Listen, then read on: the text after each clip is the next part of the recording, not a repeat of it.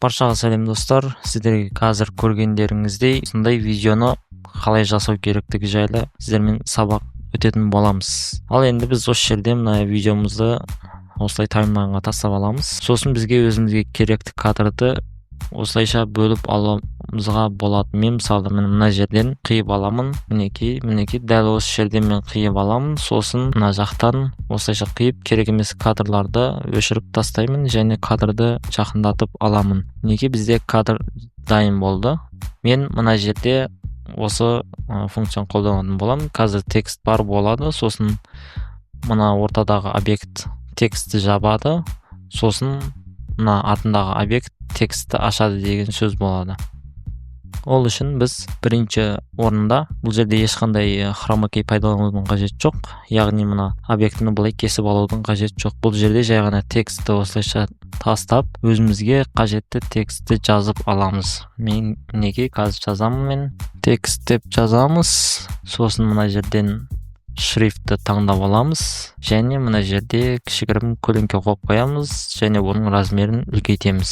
Мінекей, сіздермен өткен сабақта текст жайлы сабақ өткенінде осы барлық функцияларменен танысып шыққан боласыздар. Мінекей, бізде текст дайын болды. Енді бұл текстке біз маска беруіміз керек. Мына жерде маска жоқ текстке. Текстке қалай маска береміз деген сөз. Ол үшін бұл жерде бір способты пайдаланамыз. Яғни текстің үстіне басып, мына жерде создать сборник клип дейміз. Мінекей, текст сборник клип болды. Яғни мінекей, текст осылай сборник клип болып шықты. Яғни бұл дәл мына текстің өзінің артындағы фон прозрачный деген сөз болады. Мінекей, мен мына жақтан тастаймын. Мінекей, прозрачный күйге түсті. Енді осы жерде мен текстті осылай кадрдың басына қойып аламын және Alt кнопкасын басып тұрып текстті осылай көшіріп аламын. Қазір сіздерге екіншісін көрсетемін. Дәл осы жерде мына кадр текстті жауып кету керек. Ол үшін мен сборник клип еткен текстің үстіне басып, мына жерде видео бөліміне кіремін және мына жерде маска бөліміне кіріп,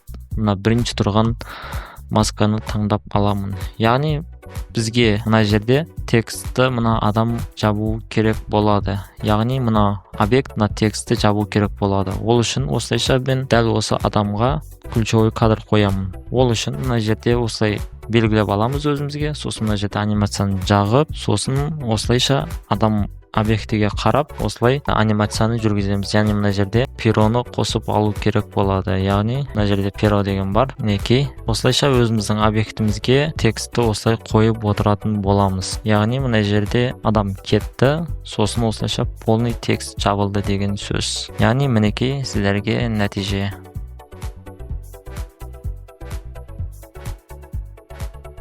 Мына объект текстті кетті, ал екінші объект текстті ашып кетуі керек болады. Ол үшін мына текстті аламыз, копиясын көшіріп алып, осылайша екінші кадрға да біз ключевой кадр қоятын боламыз. Яғни мына жерде кішігірім пероны осылайша аламыз. Енді бұнысы керісінше болады. Мінекей, мына жерде екінші кадр. Біз осы жерде шатасып кетпеу үшін мына жерде бірінші тұрған кадрдағы текстті осылайша өшіріп тұрамыз да, сосын екінші үстіндегі слойменен жұмыс жасаймыз. Сіздермен өткен сабақта сборник клип жайлы сабақ өткен болатынмын. Яғни мына жерде керісінше қоямыз. Мына жерде разворот етіп, осылайша біз текстімізді осылайша істеп аламыз. Мінекей, осы объектіге осылай жақындатып қойып, мына жерден ключті қосып қоямыз. Сосын осылайша біз кадрды осылай жылжытып, объектінің артынан текст ашылатындай қылып осылайша жылжытамыз. Мінекей, объект өтіп кетті. Бізде осылайша текст ашылды. Мінекей, менде дайын анимация пайда болды. Мына жерде кесілістер естен шықты. Осылай қосып аламыз. Жаңағы пайдаланған кадрды. Мінекей, бір адам текст жапса, екінші адам текстті осылайша ашады. Мінекей, осы способ арқылы осындай істесеңіздер болады. Ал енді бұл жерде бізде екінші способ, яғни кадрдың артына текст қою. Енді сіздерге мына видеоға полный қоймаймын қазір. Дәл осы жерде мен кесіп аламын. Мына жерден біз бірінші орында видеоның үстіне басып, осы видеоның көшірмесін жасап аламыз және кадрды жақындатып, осылай тұспа-тұс қойып аламыз. Сосын мына жерде астыңғы видео өз орнында қалады, ал үстіңгі видеоны осылайша автоудалениені басатын боламыз. Сіздер осы сабақты көрсеңіздер болады.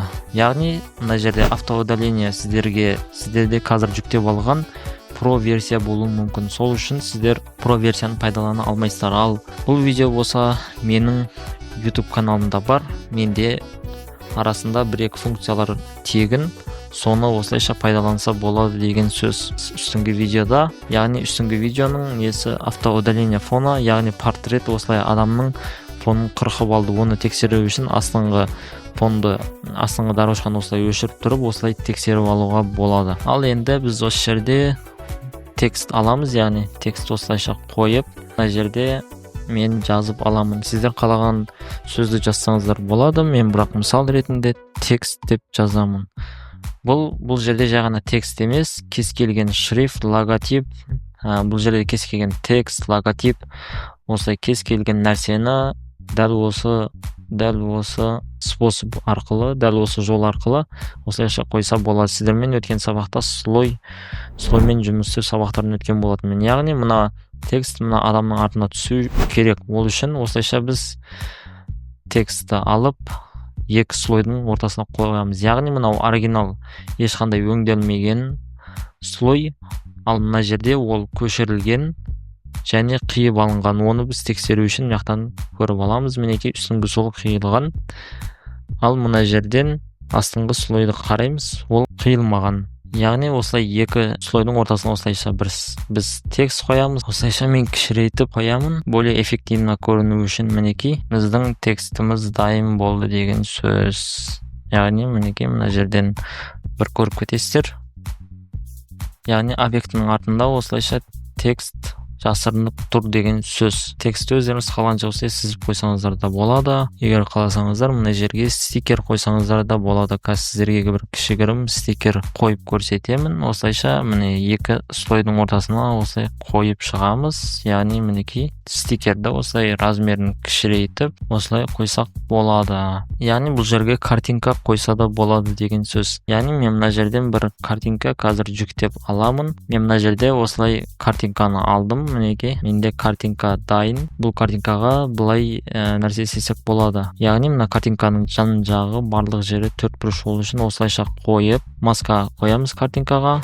Сосын өзімізге керекті кадрды осылайша белгілеп, мына функция арқылы осылай әдемі более креативный монтаж істейміз. Яғни мінекей кадрдың артында осылайша енді мына основнойға өтіп, мына картинканы видеоның осылайша кез келген жеріне осылайша біз қойып алсақ болады деген сөз. Яғни мына жерде стикер онша көрінбей қалды. Стикерді былай жасырып өзіміз кез келген жерге осылайша қойсақ болады деген сөз. Яғни мына картинканы алып, чуть более мына жаққа қоямын. Міне сіздерге нәтиже. Ендеше видео ұнаған болса, арнаға тіркелмеген болсаңыздар тіркеліп, видеоны соңына дейін көріңіздер. Және де мендегі видеоны 0-ден бастап про дәрежеге дейін үйрететін плейлист сабақтары бар. Сіздер сол барлық сабақтарды тегін көре аласыздар. Оны Қазақстанда сіздерге ешкім тегін үйретпейді. Осы арзымайтын монтаж істеу тәсілдерін адамдар ақшаға үйретеді. Ал мен сіздерге тегін үйретемін. Сол үшін мендегі бүткіл видеоларды көріп, видеомонтаж істеймін деп жүрген адамдарға жіберуді ұмытпаңыздар. Ендеше сау саламат аман болыңыздар.